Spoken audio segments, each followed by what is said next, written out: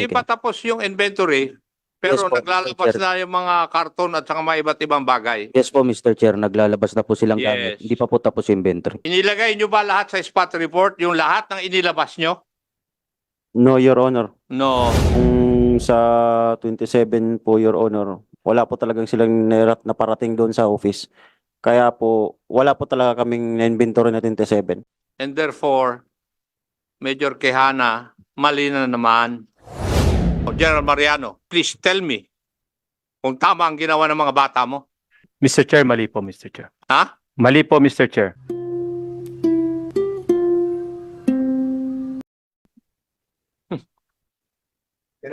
Oh, yan oh. Yan na. Oh, yan oh. Oh, may malaki pa oh. And at the same time, Mr. Sino yung mga nagbuhat nun? Pwede ba tumayo? Oh, pati si Demokrito. Ayaw ko nang tanongin si Demokrito eh. Pathetic liar to eh. Eh, syempre, kakampi yun dun sa mga boss niya dati. Ano naman? Ikaw nagbuhatin. Oh. Bakit nyo inilabas yun? Eh, hindi naman subject sa search warrant. Hindi ka.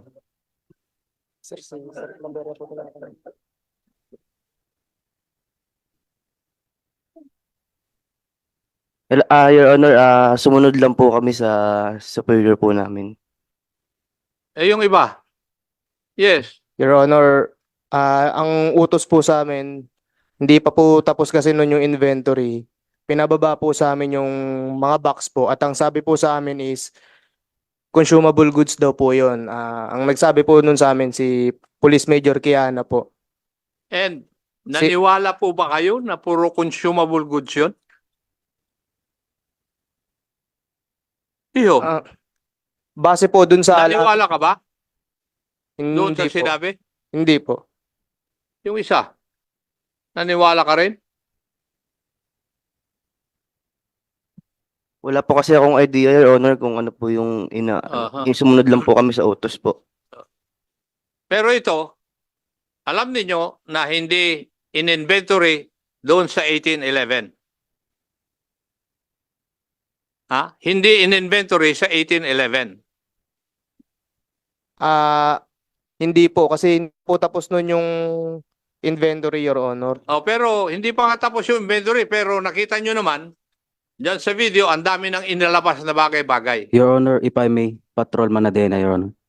Mr. Sige, Chair. go ahead, Patrolman Adena. Mr. Chair, as ano po, assisting investigator po na nag-a-assist po sa seizing officer nung time po na yan, Mr. Chair. Bali, hindi pa po tapos yung inventory po nun, Mr. Chair, nung may nagbaba na po nung mga boxes po. Yes. Kaya po, ano po, May tanong lang akong konti. So, nung nag-i-inventory sila, ibinaba na itong mga to at hindi to kasama sa inventory. yes, Mr. Chair, hindi po yan kasama sa inventory. Ang At alam kasama, niyo yun habang binubuhat nyo. hindi, yung binubuhat po nila, ano pa po, inventory, ina-assist ko pong nag-inventaryo yung seizing officer na si Patrolman Kalupas, Mr. So, Chair. kayo mga, ano kayo, searcher? Yes Kayo yung mga searcher. Opo. So, hindi kayo nakapasok doon sa window nung 27 minutes, wala kayo sa loob, di ba?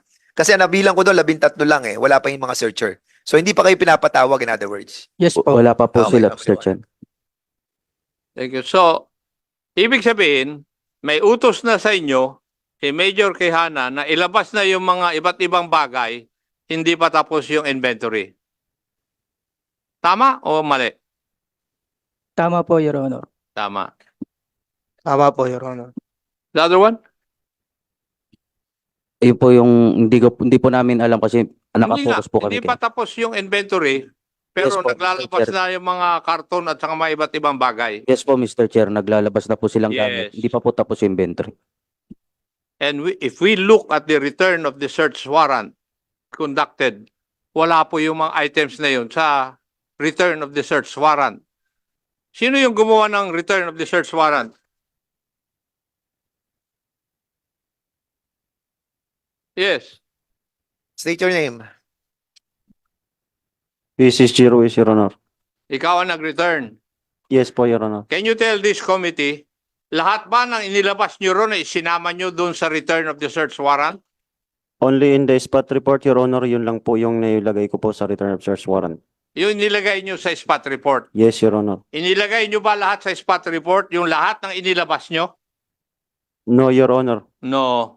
And therefore, Major Quijana, mali na naman. Sino nag-utos na huwag isama ang mga yun? Your Honor, yung sa 27 po, Your Honor, wala po talagang silang na parating doon sa office. Kaya po, wala po talaga kaming na-inventory na 27. Eh, yung ibang mga bagay-bagay.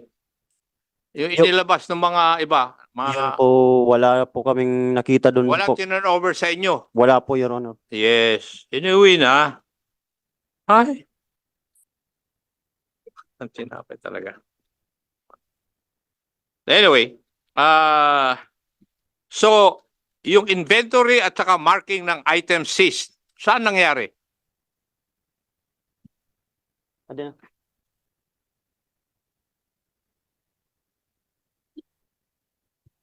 Sorry, Mr. Chair. Hindi. Saan nangyari yung inventory of all seized items? Nangyari po yung inventory seize items po doon po sa sa room po na nakita po kanina sa CCTV, Mr. Chair. Except for the 1811. 27 million. Except for the 27 million, Mr. Chair. At saka yung mga inilabas ng iba't ibang kasamahan nyo. Yes, Mr. Chair. Yes. Okay. Well, pero na-furnishan nyo ba yung owner ng 1811 dun sa result ng inventory nyo pursuant to the law?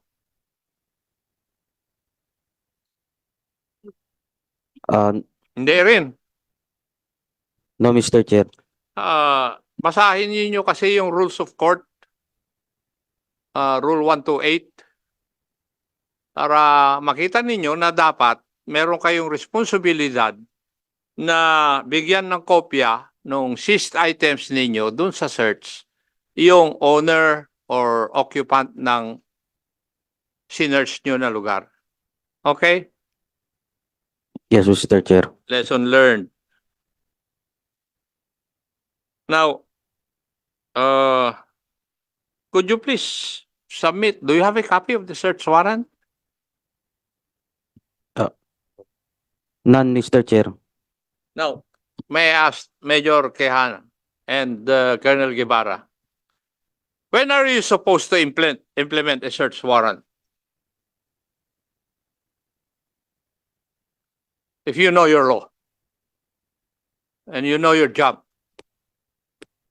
It is it is only based on the Mr.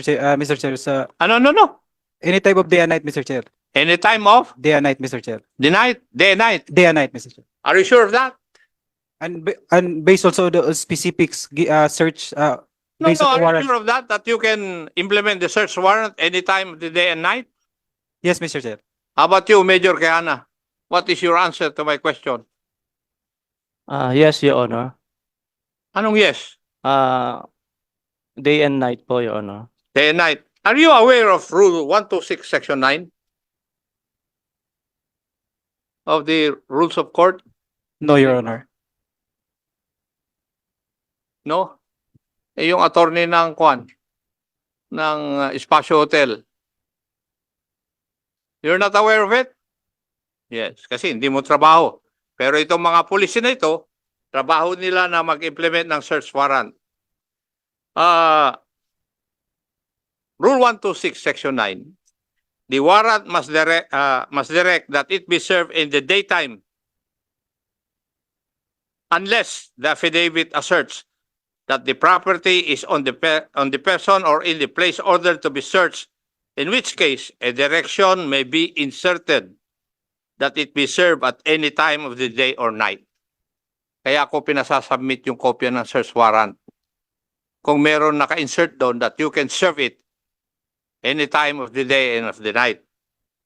Now, night is defined as the period of time from sunset to sunrise, pursuant to Article 13 of the new Civil Code.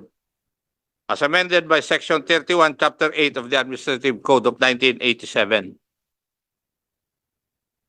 Oh. So, how can it be legit? Ang dami ng kwan. Now, General Mariano, after hearing all of this, could you please tell me kung tama ang ginawa ng mga bata mo? Mr. Chair, mali po, Mr. Chair. Ha? Mali po, Mr. Chair. Mali. Meron ka rin ba pagkakamali?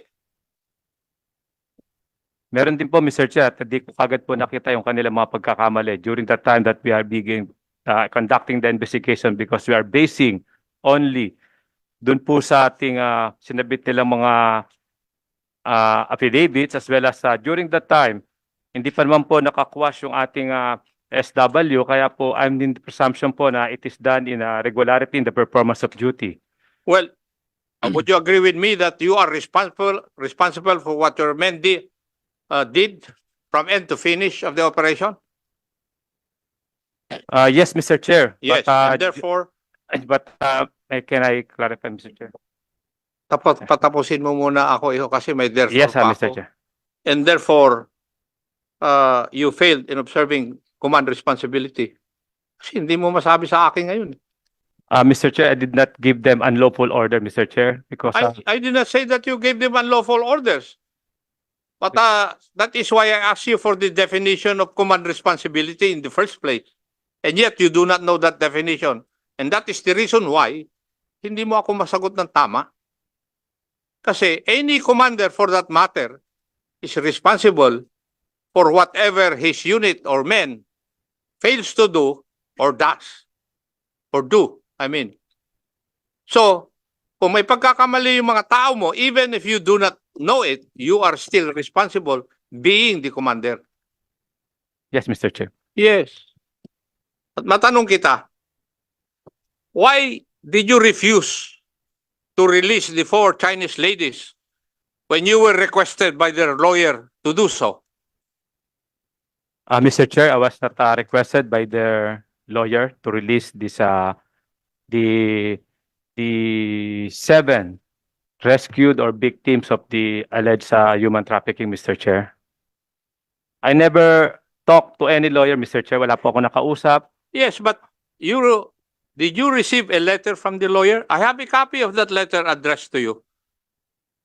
I Huwag mo just, sabihin na wala akong kopya. Maski yung mga sulat na pinadala mo sa Chinese Embassy at saka sa BID, I have them. yes, ano Mr. kayo? Chair.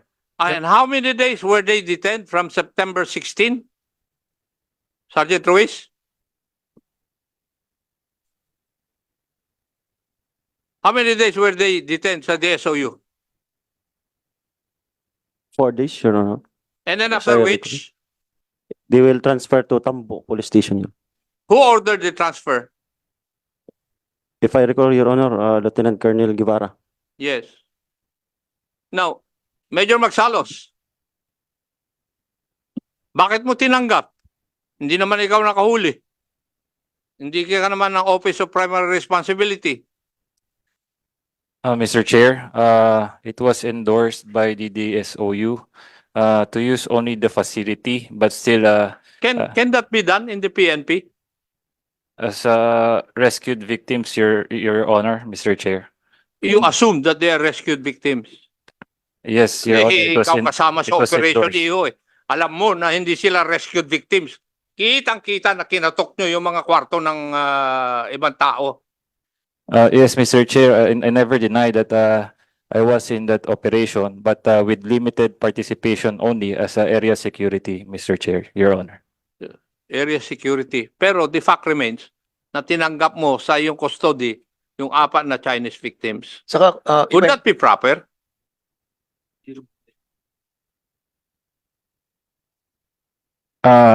Yes, Your Honor, I accepted the endorsement from the Hindi DSOU. yung tanong ko. Kasi alam na namin na tinanggap mo dahil nandun sila eh. But is that proper?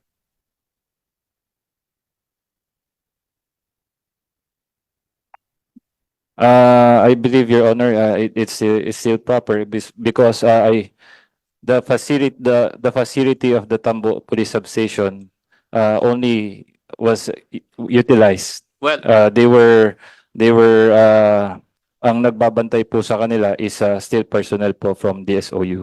now, Ito ko pare. sige. In relation